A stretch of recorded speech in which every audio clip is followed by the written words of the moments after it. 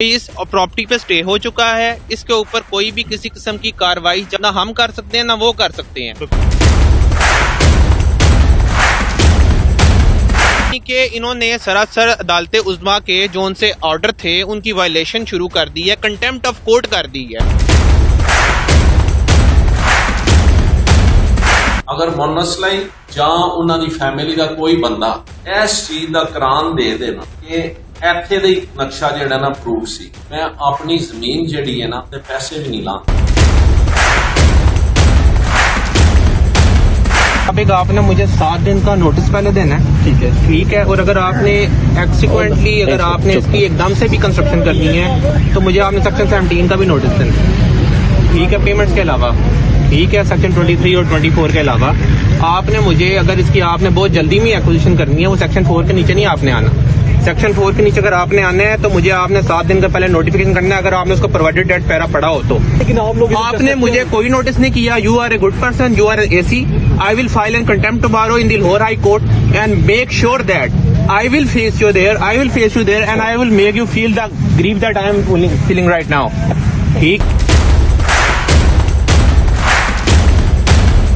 मैं हूं आकाश न्याजी। पंजाब हुकूमत की जानिब से इस वक्त जो है बेशुमार तरक्याती और तमीराती मंसूबों पर काम किया जा रहा है, मगर खास तौर पर जिला गुजरात में ऐसे कई मंसूबे सामने आए कि जिनके मामलात अब आला अदालतों तक जा चुके हैं। और ऐसा ही एक मंसूबा GT रोड पर जो है गुजरात एक्सप्रेस हाईवे का था। ये लखनवाल से मिलाने के लिए जो एक मोटरवे और हाईवे सड़क बनाई जा रही है, इस पर जो है कुछ ऐसे लोगों की जानिब से इल्जाम लगाए गए कि उनकी जमीनों पर कब्जे किए जा रहे हैं, जिनमें खास तौर पर साबिक चेयरमैन यूसुफ गुल और उनके साहबजादे अंस गुल एडवोकेट जो हैं, इनकी जानिब से चंद रोज कबल ही एक प्रेस कॉन्फ्रेंस प्रेस क्लब में की गई थी, जिस पर जिली इंतजामिया है, इसके जो अफसरान हैं, उन पर खास तौर पर संगीन इल्जामात लगाए गए कि उनकी सरपरस्ती में उनकी जो अराजी है इस पर कब्जा किया जा रहा है। और इस वक्त हम उसी अराजी पर मौजूद हैं। इस अराजी के पीछे एक बहुत बड़ा बोर्ड आपको नजर आ रहा है, खबरदार के जेरे जमीन अराजी पर लाहौर हाई कोर्ट के हुक्म के मुताबिक से है किसी भी अदारे या कंपनी का काम करना यहाँ ममनू है। मगर हमारे कैमरा आपको दिखाएंगे कि यहाँ पर इस वक्त काम भी जारी है जो कि गैर कानूनी तौर पर किया जा रहा है। और ये वो सड़क है कि जिसकी इस वक्त पहले यहाँ पर कुछ भी नहीं था, मगर आज ही क्योंकि धुंध बढ़ने के बावजूद जो है यहाँ पर आप देखें कि पूरा एक जो तमीर और तरक्की के नाम पर जो है लोगों की जमीनों पर कब्जों का सिलसिला उसी तरह जारी है। हमारे साथ जो है मुतासरा फरीक जो है वो मौजूद हैं, जिनकी नुमाइंदगी के लिए अंस गुल एडवोकेट हमारे साथ मौजूद हैं। हम इनसे जानेंगे कि खास तौर पर लाहौर हाई कोर्ट के की जानिब से जो स्टे ऑर्डर दिया गया है ये किस तारीख तक है और इसकी जो वायलेशन की जा रही है इसकी सारी कहानी जानते हैं अंस गुल एडवोकेट की जबान। अस्सलाम वालेकुम जी, आकाश साहब आपका बहुत बहुत शुक्रिया। इसके अंदर ऐसे है कि लाहौर हाई कोर्ट की तरफ से हमें इसका स्टे मिला है 19 जनवरी 2023 तक, ठीक है। ये स्टे हमें मिला है 13 दिसंबर 2022 को, ठीक। 13 दिसंबर के बाद मुझे अटेस्टेड कॉपी मिली है 16 को हाई कोर्ट से। मैं 16 को ही वापस आया हूँ और मैंने जितने भी मुतलका डिपार्टमेंट्स हैं जिनमें सुपरिटेंडेंट इंजीनियर / एक्सीएन हाईवे, उनको अटेस्टेड कॉपी दी है एप्लीकेशन के साथ। उसके बाद फिर मैंने ADCR को दी है अटेस्टेड कॉपी, जो उनसे रेवेन्यू को डील करता है। डिप्टी कमिश्नर गुजरात को एप्लीकेशन दी है, उनको भी मैंने अटेस्टेड कॉपी ऑर्डर की दी है। DPO गुजरात को, कमिश्नर गुजरात को और SHO जो मुतलका इस एरिया का है उसको भी मैंने एप्लीकेशन दी है, ठीक है, कि इस प्रॉपर्टी पे स्टे हो चुका है। इसके ऊपर कोई भी किसी किस्म की कार्रवाई जब तक अदालत उज़्मा का मजीद कोई ऑर्डर नहीं आ जाता ना हम कर सकते हैं ना वो कर सकते हैं। लेकिन आप जैसा कि देख सकते हैं इस बोर्ड के लगने के बावजूद ये आप जमीन का टुकड़ा देख रहे हैं, बिल्कुल ऐसा ही ये 7 वाला टुकड़ा था जमीन का, ठीक है। इन्होंने इधर काम करना शुरू कर दिया है, यानी कि इन्होंने सरासर अदालत उज़्मा के जो उनसे ऑर्डर थे उनकी वायलेशन शुरू कर दी है, कंटेम्प्ट ऑफ कोर्ट कर दी है। यहाँ पर हमारे CM साहब अदालत उज़्मा से अपने रिलीफ के लिए चले जाते हैं और जब अपना रिलीफ लेते हैं वहां से उसके अंदर उसको फॉलो करवाते हैं ब्यूरोक्रेसी से। क्या as a citizen of Pakistan मेरा राइट नहीं है? जो मुझे अदालत उज़्मा ने राइट दी है, जो मेरे हक में फैसला हुआ है, उसके ऊपर भी अमल दरामद वैसे ही हो जैसे कि एक CM का हो रहा है। क्या CM को ये नहीं समझना चाहिए कि वो भी एक आम शहरी के मतलब फुट्स में आकर देखे, उसके पाँवों में आके देखे कि वो कैसा फील करता है। यहाँ पर अदालत उज़्मा के कानून की खिलाफ वर्जी हो रही है, लेकिन CM साहब जिनका ये हल्का भी है, ठीक है, जहाँ से वो इलेक्शन भी लड़ते हैं, इन्हें ये दिन दहाड़े देखें कानून की दज्जियां बिखेड़ी जा रही हैं, आपके सामने है, ठीक है। अब बकाया इसका बैकग्राउंड तो मैं ऑलरेडी एक्सप्लेन कर चुका हूँ। अच्छा, थोड़ा सा बताएं, क्योंकि जो हमारा इस वीडियोस को लोग देखने वाले हैं, थोड़ा सा उन्हें मालूम हो सके कि ये क्या मामला था। बेसिकली 8 अक्टूबर को ना ये मामला शुरू होता है, ठीक है, 2022 को। मुझे 8 अक्टूबर को कॉल आती है मुतलका लोकल से, जो जान पहचान वाले लोग, उन्होंने कहा कि आपकी जमीन के ऊपर ना कुछ। ये एरिया कौन सा है? ये हम इस वक्त मेन जीटी रोड पे खड़े हैं और ये हम गुराली के एरिया में खड़े हैं। गुराली, ये ऑपोजिट इसके गुराला है, ये गुराली है, ये साथ इसके नत्त आता है और फिर कठाला आता है। ठीक है।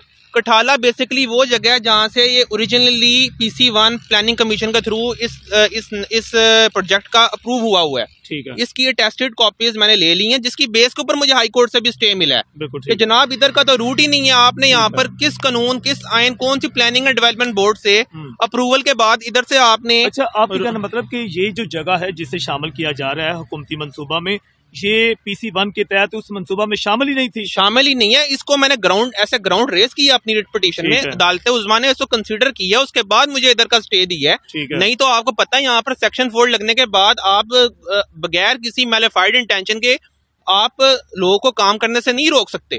हमने पहले भी रेट की थी, लेकिन उसके अंदर हम ये नई चीज, क्योंकि इस वक्त हमारे इल्म में भी वाली चीज नहीं थी, लेकिन तब तक तो सेक्शन 4 भी नहीं लगा था।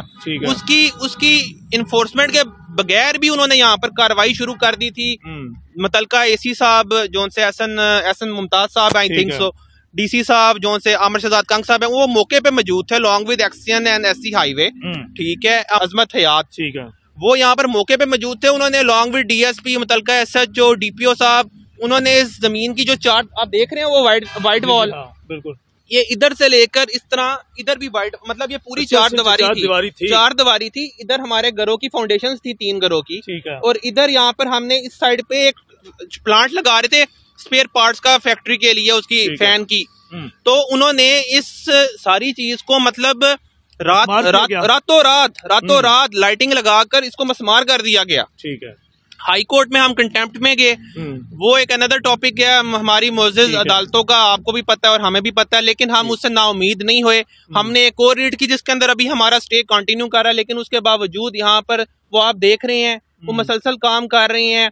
ये हाईवे कंस्ट्रक्शन कंपनी है, इसको भी हमने पार्टी बनाया हुआ है। ठीक है।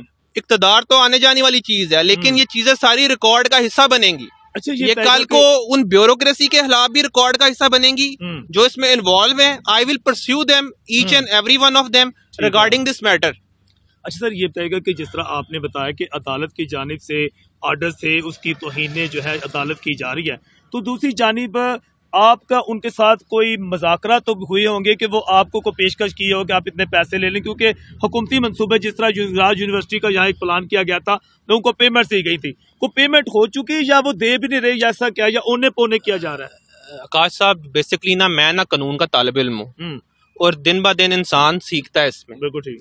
लैंड एक्विजिशन एक्ट 1894 जो कि कॉलोनियल लॉ है, लेकिन इन्फोर्स आज की डेट तक वही है। बिल्कुल ठीक है। उसके अंदर एक तरीकेकार है, सेक्शन 4, सेक्शन 5, सेक्शन 6, सेक्शन 7, उन मराहिल से गुजर कर फिर ब्यूरोक्रेसी ने, फिर मुतलका डिप्टी कमिश्नर ने, फिर मुतलका एसी ने मुझे अप्रोच करना है। बिल्कुल ठीक है। उन मराहिल से जब तक वो गुजरे बगैर ही मुझे आकर डायरेक्ट कहेंगे आप ये पैसे ले लें, ये ले लें, ऐसे नहीं होता। बिल्कुल ठीक है। मैं ज़बानी कलामी बात पे क्यों यकीन करूं? बिल्कुल ठीक है। मेरे से कोई लिखी पढ़ी बात करें, लिखी पढ़ी बात से मुराद है जो कानून में लिखी हुई है। सेक्शन 4 आपको अलाउ करता है कि आप मेरी जमीन में घुसकर इसकी फ्लैगिंग कर सकते हैं, इसकी डिमार्केशन कर सकते हैं। उसके अंदर भी मुझे आपने अंदर एंटर होने से पहले पेमेंट देनी है कि ये डैमेजेस हम करने लगे हैं। ठीक है। उनके जी ठीक है, ये डैमेजेस। उसके बाद में सेक्शन 5 का नोटिफिकेशन होता है, उसके अंदर ये होता है कि जोन से हसरे बीच में इंक्लूडेड है उनकी छान होती है। ठीक है, कि उन हसरों में से ये हसरे रह गए हैं, इसका नोटिफिकेशन, ये कंफर्म प्लान है, ये एक्वायर होंगे। उसके बाद सेक्शन 6 होती है, डिक्लेरेशन करता है कलेक्टर। उसके बाद में सेक्शन 5 होता है जिसके अंदर ऑब्जेक्शंस होते हैं, जिसके अंदर वो आप कलेक्टर पूछता है कि हम जो मतलब इसके अंदर आप कह लें कि जोन से बंदे इसमें जिनकी जमीन आ गई है, वो जो फ्रीक हैं, वो कलेक्टर को ऑब्जेक्शंस देते हैं कि जनाब मेरे ख्याल से फलाना रूट ले लें, फलाने इस साइड से आ जाएं, ये प्लान नहीं है, ये प्लान मुनासिब नहीं है, फलाना प्लान मुनासिब है, ऑब्जेक्शन देते हैं, या मेरी जमीन क्यों नहीं आनी चाहिए। मेरे पास तो यहाँ पर PC1 है जो यहाँ का अप्रूव्ड ही नहीं है। उसके बाद सेक्शन 6 होता है, डिक्लेरेशन होती है, कलेक्टर डिक्लेरेशन करता है कि भाईजान ये जमीन ना डिक्लेयर की जा रही है। अच्छा अनसब, अब आप क्योंकि अदालत की अभी तक पेमेंट का सेक्शन नहीं आया और आपने रोक लिया मुझे। बिल्कुल ठीक। हाँ। अच्छा हम चाहते हैं कि मेन चीज है, हम चाहते हैं कि अब आपका मेन मुतालबा क्या है? मेरा मेन मुतालबा ये है कि मुझे आइन और कानून के मुताबिक इंसाफ चाहिए। ठीक है।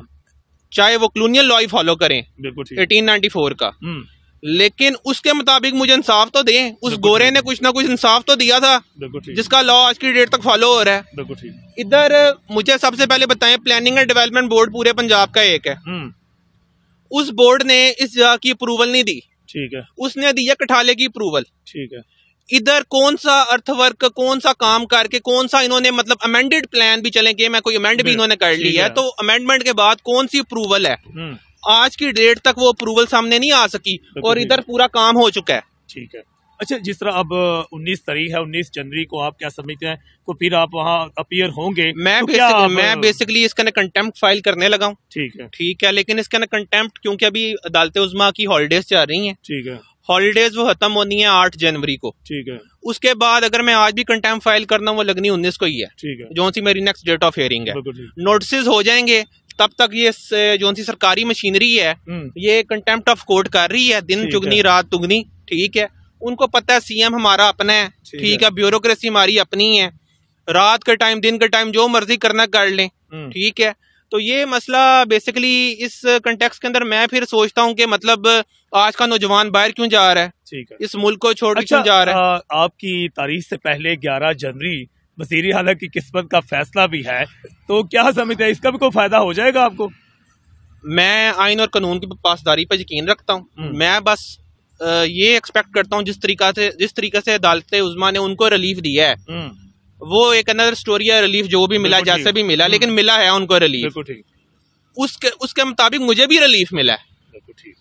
मुझे भी जो रिलीफ मिला उसके ऊपर भी जरा मेहरबानी फरमाकर उस रिलीफ के ऊपर जो ऑर्डर हुआ है उस पर इम्प्लीमेंट करवाया जाए। नाज़रीन, बिलाशुबा जिस तरह स्कूल की जानिब से इस बात की पूरी जो कहानी बयान की गई है कि यहाँ पर ज़िले इंतज़ामिया जो है अपनी सरपरस्ती में ज़मीनों पर कब्जे कर रही है, तो यकीनन अदालत की जानिब से इसका नोटिस लिया जाना चाहिए, सुप्रीम कोर्ट को भी इसका नोटिस लिया जाए और ऐसे ऑफिसर जो हैं जिस तरह वो अदालती अहकामात या स्टे ऑर्डर्स की हुक्मतवली कर रहे हैं, तो इसके नोटिस के बाद ही ये जो है लोगों को इंसाफ फराहम किया जा सकता है। मैं हूँ आकाश नियाज़।